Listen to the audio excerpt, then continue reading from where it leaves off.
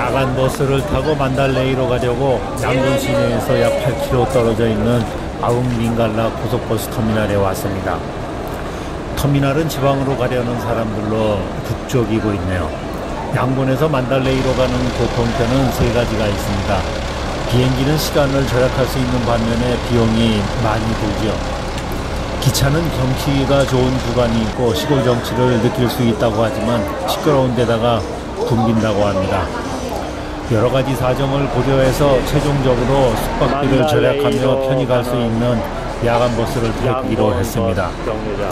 양곤에서 만달레이까지는 약 566km로 버스로 9시간 정도 걸립니다. 터미널에서는 여러 버스 회사들이 제각각 독자적으로 영업을 하고 있습니다. 그래서 버스표를 사려면 각각의 회사들을 돌아다니며 알아보아야 하는 게 불편합니다. 그리고 버스도 각 회사 사무실 앞에서 타야 합니다. 그래서 대행비를 좀 내더라도 숙소에서 버스 티켓을 구매하는 것이 편할 수도 있습니다. 저녁 8시 30분에 출발한다고 버스 시간이 나오네요. 미얀마에서 고속도로는 양곤에서 만달레이까지 695km 구간뿐입니다. 고급 좌석인 비즈니스 클래스 좌석이나 VIP 버스를 타면 널찍한 의자로 편하게 여행할 수 있습니다. 미얀마의 경제 수준에 비하면 장거리 야간 버스는 쾌적하고 훌륭한 편입니다. 버스에서는 빵과 음료수 등의 간식도 나눠집니다. 버스가 휴게소에 들렀습니다. 밤 11시 무렵의 늦은 시간인데도 네온 쌓인 불빛이 화려하고 많은 사람들이 있습니다. 동남아에서는 보기 드물게 잘 조성된 휴게소 시설로 보입니다. 휴게소 안 가게에는 과자와 간식 봉지들이 가득 걸려 있네요.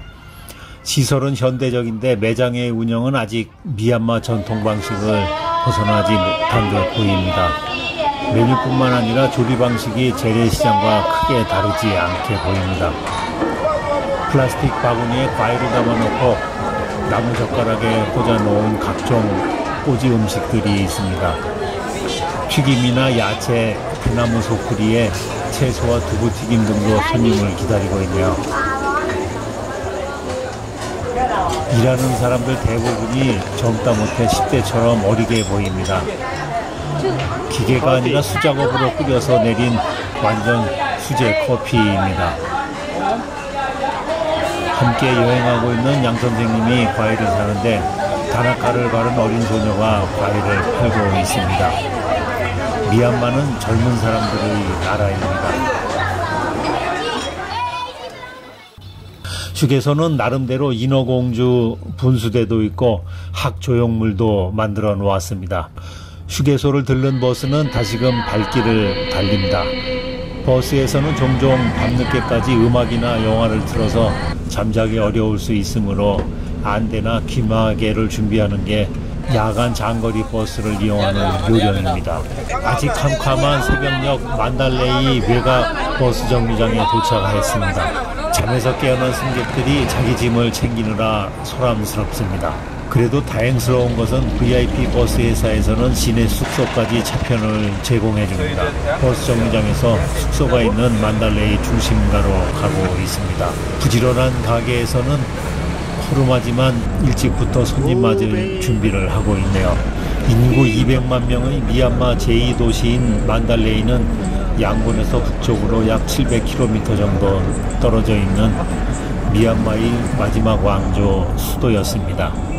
2500년 전 부처가 아난존자와 함께 다녀갔다는 문화와 종교의 중심 도시입니다. 영국 식민지 통치 하에서도 만달레이는 계속해서 미얀마의 주요 도시였지만 상업적, 정치적 중요성은 점차 양곤으로 옮겨갔습니다. 빠야는 신도들이 예불을 드리고 종교 행사를 하는 사원입니다. 성물이 안치된 중앙탑을 중심으로 주변에 부속 건물들이 세워져 있는 구조를 가지고 있죠. 불탑의 나라답게 아침 햇살을 받아 금빛으로 빛나는 불교 사원이 가장 먼저 눈에 들어옵니다. 일반적으로 미얀마의 사원에서는 승려들이 거주하지 않고 이들은 짜웅이라고 하는 수도원에서 생활을 합니다.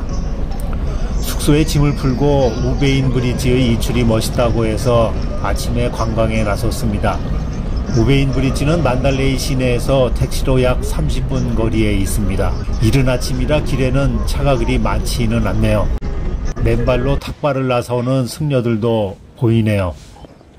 다리를 건너는 승려들의 멋진 장면이 밤새워 야간 버스를 타고 와서 이곳을 찾은 보람을 느끼게 해줍니다.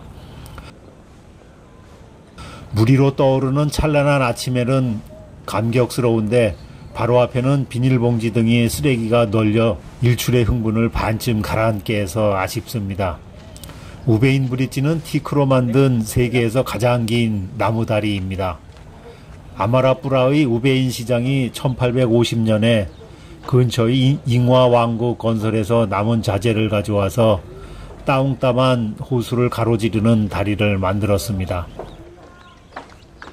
물에 잠겨도 쉽게 썩지 않는 1086개의 티크 통나무로 아마라뿌르의 타웅타만 호수를 가로질러 만든 다리입니다. 일출과 일몰의 경관이 아름다워서 전세계 사진작가들에게 유명한 촬영 포인트입니다. 1.2km의 다리에는 나무 지붕으로 햇볕을 가려주어 건너다가 중간에 쉴 수 있는 벤치도 4개가 있습니다. 호숫가에는 관광객을 태울 배들을 가지런히 묶어 놓았습니다.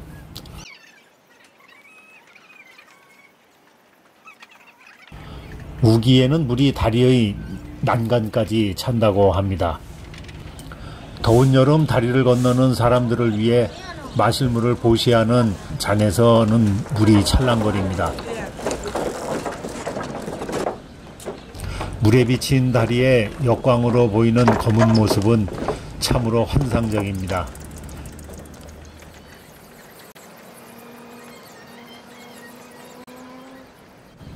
떠오르는 아침해를 맞으며 나무다리를 건너는 붉은 옷을 입은 승려의 모습이 호숫가의 푸른 들판과 어우러져 멋지게 보입니다. 티크나무로 만든 기둥엔 일련 번호가 붙어 있습니다. 호수에서는 타원형으로 그물을 쳐놓은 게 보이네요. 나룻배를 타고 그물을 당기며 어로 작업을 하고 있습니다.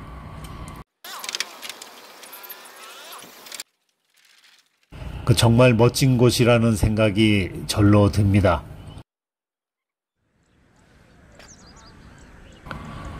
벤치 다리 기둥에는 낙서도 있습니다.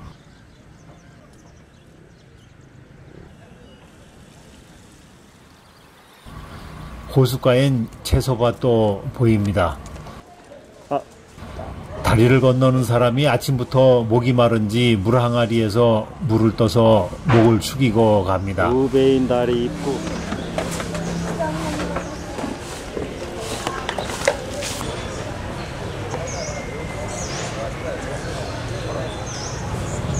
큰 나무 아래 침상 위에 노트북 컴퓨터로 뮤직비디오를 보고들 있습니다.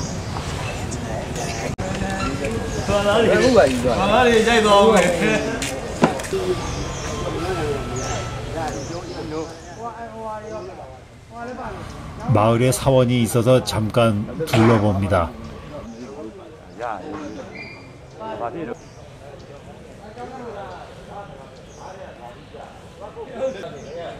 여기에도 물항아리가 놓여 있네요. 열대지방이어서 물을 제공하는 것이 큰 배려일 듯 합니다.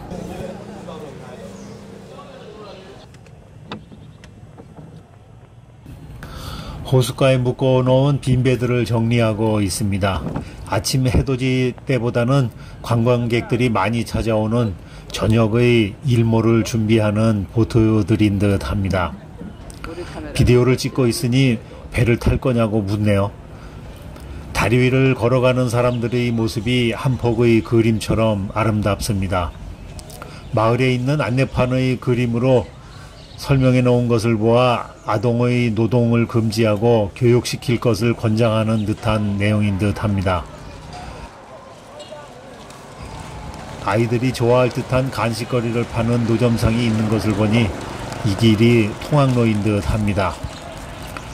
학교 가는 아이들의 손에는 스테인레스 점심 도시락통이 하나씩 들려 있습니다. 만달레이의 길가에 있는 가정집을 들어가 봤습니다. 변변한 가구도 없고 단출하고 소박한 살림살이가 있네요.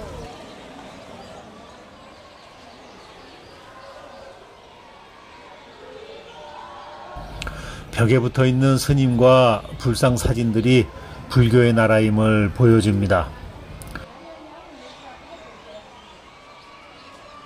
우물의 두레박이 잊혀졌던 과거의 우리 농촌 모습을 다시 보는 것처럼 정겹습니다. 우물이 깊어서인지 물을 깃는 도르래도 있습니다. 안을 들여다보니 상당히 깊어 보이네요. 물을 기르러 온 사람에게 물어보니 약 한 10m 정도 된다고 하네요. 손에 3단 스테인레스 도시락통을 들고 학교에 가는 소녀들의 표정이 즐거워 보입니다.